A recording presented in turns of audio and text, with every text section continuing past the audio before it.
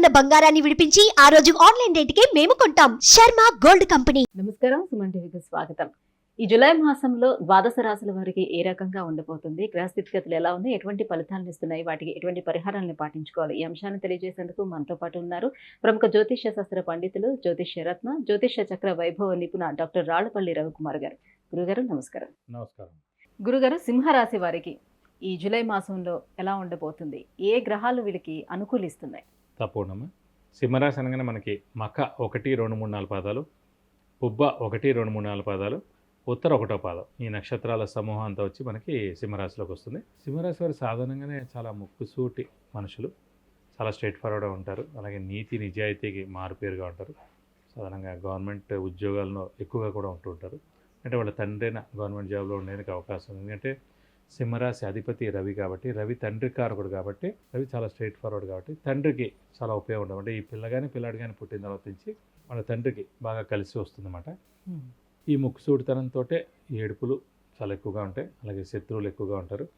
అలాగే ఎక్కువగా నిందలు కూడా పడాల్సి ఉంటుంది. అలాగే ఈ ముక్కుసూటితనంతో మిత్రులు చాలా తక్కువగా ఉంటారు. శత్రువులు చాలా ఎక్కువగా ఉంటారు. మిత్రులు ఉన్నా కూడా వాడుకుని వదిలేస్తారు తప్ప వీళ్ళతో ఎక్కువగా కాలం కూడా ఉండరు. అంటే ఈ సింహరాశి వారికి ప్రస్తుతం 10వ స్థానంలో గురువు ఉండడం చేత దైవబలం, దైవానుగ్రహం పరిపూర్ణంగా ఉంది. గురుబలం కూడా పరిపూర్ణంగా ఉందని చెప్పుకోవాలి.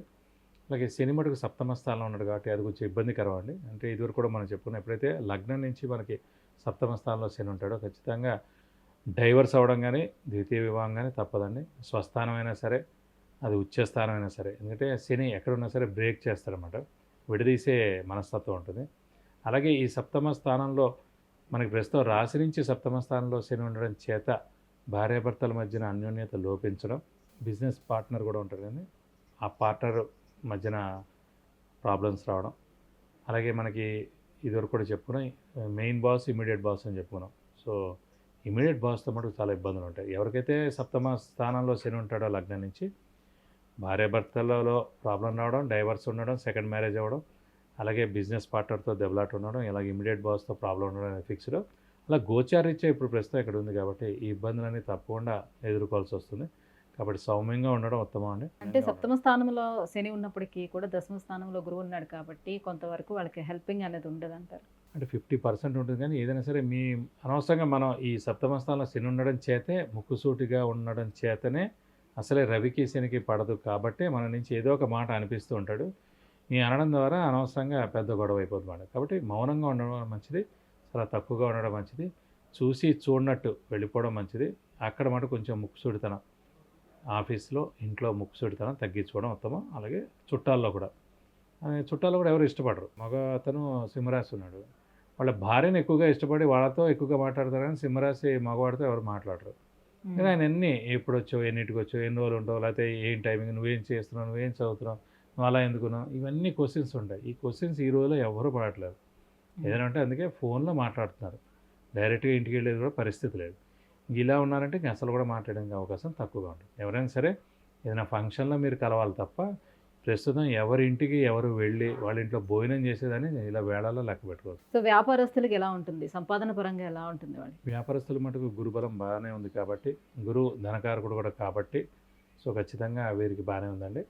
దశమంలో ఉన్నాడు కాబట్టి, రాజ్యస్థానంలో ఉన్నాడు కాబట్టి ఖచ్చితంగా ఉద్యోగస్తులకైనా లేదంటే వ్యాపారస్తులకైనా కూడా బాగానే ఉంటుంది. కొంచెం ఆచితూచి మెలగండి. సో ఎక్కువగా క్రెడిట్స్, అప్పులు ఇవ్వకండి.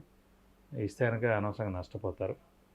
కాబట్టి జాగ్రత్తగా వ్యాపారస్తులు మటు చేసుకుంటే మంచిది. అలాగే ఎక్స్పాన్షన్కి వెళ్ళే సమయం కాదు ఇది, కొత్త వ్యాపారం స్టార్ట్ చేసే సమయం కాదు ఇది. సో ఉన్నది జాగ్రత్తగా చేసుకుంటే ఉత్తమం.